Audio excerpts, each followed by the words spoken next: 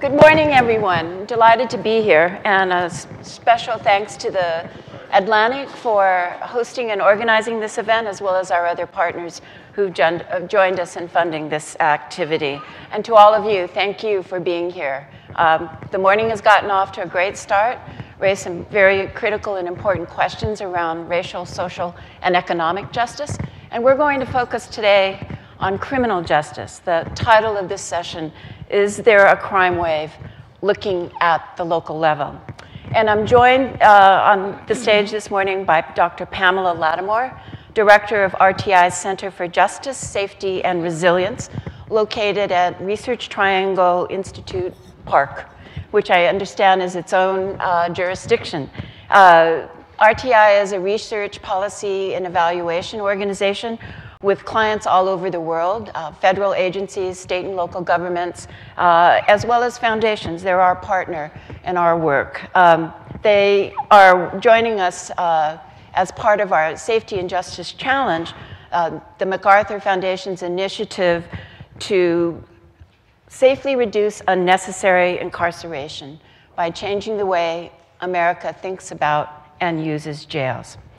We're focusing on the front end of the criminal justice system, which begins with policing, which we've heard a great deal about this morning, but travels through corrections, the courts, and ends up in sentencing. It's a gateway, if you will, to the criminal justice system, but it has been largely overlooked when we've been thinking about criminal justice reform. We've looked at the very front end in terms of community residents' encounters with police, and we've looked at the back end with respect to sentencing and prisons. But the part of the system which is where most people in the community experience it and where many of these issues are resolved is with the use of jails. Now, jails admissions. What has struck us as we started this work is that the relatively lack of familiarity with what we know about jails. There are 12 million jail admissions annually in this country, which is 20 times the number of people who are admitted to prison. Cost about $22 billion, about a third of all of the costs that go into corrections, crime prevention and the like, and policing.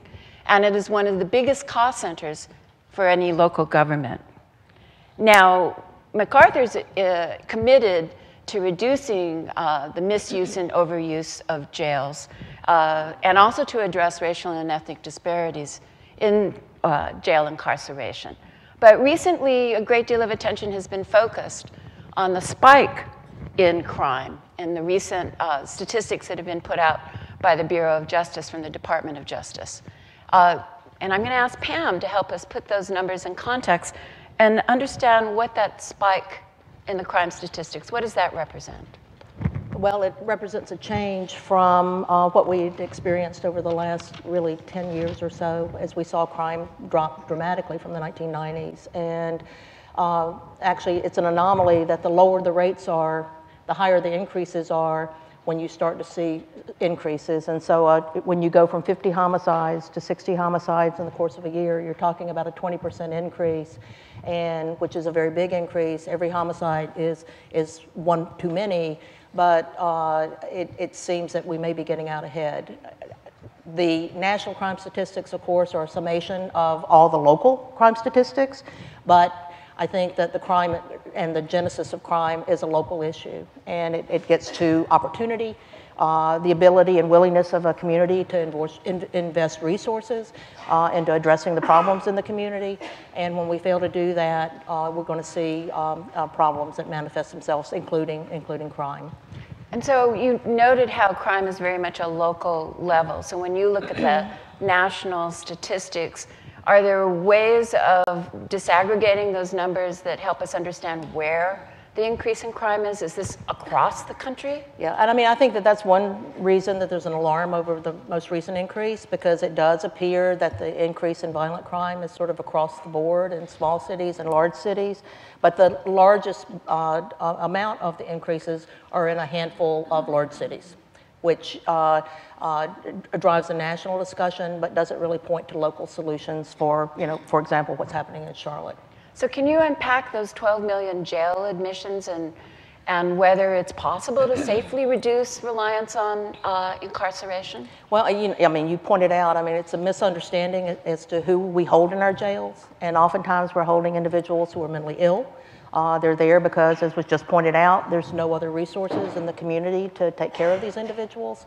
I know I've lived in North Carolina for decades, and the approach of North Carolina to handling community-based mental health care shifts basically every 2 or 3 years. Is a new, oh, now we're going to go do it this way. And so it's a movement of sort of limited resources that doesn't really get to the problem. And so you've got the individuals who are mentally ill. I know it's been raised repeatedly over the course of the morning by a number of individuals that the inability of individuals to pay fees and fines directly impacts their ability to stay out of jail, and that's an issue for the community. Jail is, as you just pointed out, it's expensive, and when we put our monies into jail, it may be taking monies away from other places that would be more productive, and the collateral consequences to individuals when they end up in jail can be very severe, losing jobs, losing family, losing housing. If individuals in North Carolina don't pay their restitution and fines, they can lose their driver's license. In North Carolina, certainly, if you lose your driver's license, you're not going to be able to work. And so you get caught in a cycle of poverty that can end up with individuals spending lots of time in jail, and that doesn't get us anywhere. So jails have largely become warehouses for poor people and mentally ill people that other systems have failed. So. Right. 2/3 of the people who are in jail are being held pre-trial, so are legally presumed to be innocent unless they're proven to be guilty.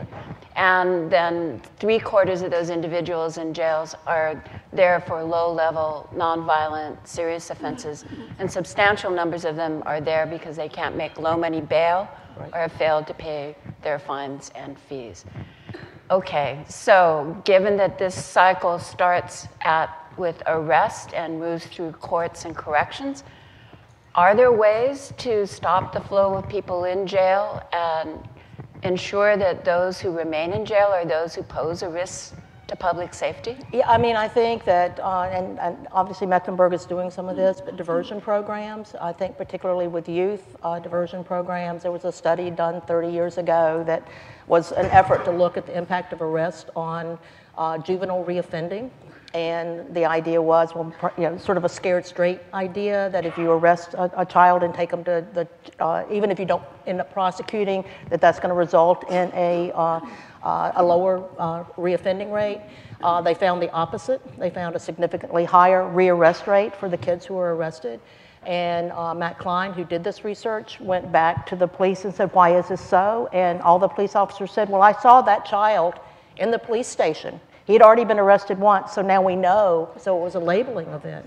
And so, how we treat our children, and obviously school resource officers have played an important role in safety, but to the extent that school resource officers become part of the school to prison pipeline, I think that's a significant problem. And so more diversion programs for individuals who don't pose risk to communities is certainly a way to save both monies with respect to jail, but also prisons. Most of my life I've studied adult corrections in prisons and probation and community supervision, and looking for interventions at work. I mean, people need more opportunities, they need more education, and we need to think and rethink the severity and punitiveness of our systems.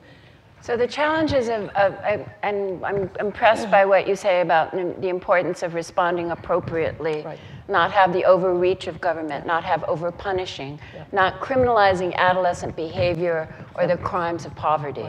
But to line up all of those decision makers, you start with law enforcement, you go through the sheriff who runs the jail, you have your district attorneys, you have your public defenders, you have your judges, you have the mayor, the county board.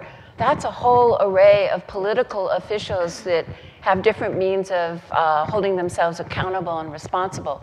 that kind of alignment is difficult to achieve. That's right, and I think that's why we as a country have had such a difficult time achieving it. You know, but there are other things that we can do. I mean, you and I were talking last night about, and this morning about, you know, improvements to physical environment can have an impact on violent crime, and you know, proving that you know, so opportunities for kids and young adults to get educated, to learn job skills, that's valuing the individual, taking good care of our communities and our neighborhoods, showing that you care, basically the reverse of broken windows, showing that you care about your neighborhoods and you can go in and clean up your neighborhoods, have been proven to reduce violent crime in neighborhoods. So improving the criminal justice system, having a more fair, effective, equitable, and rational system in protecting public safety is responsible of all of our citizens. And we're very pleased to have Mecklenburg be one of the 40 jurisdictions and 25 states that's participating in the Safety and Justice Challenge, which we believe will show the way for other jurisdictions then to safely reduce unnecessary jail incarceration and reduce racial and ethnic disparities. So thank you, Pam. Thank you, Laurie. For joining us, and thank you all for being here.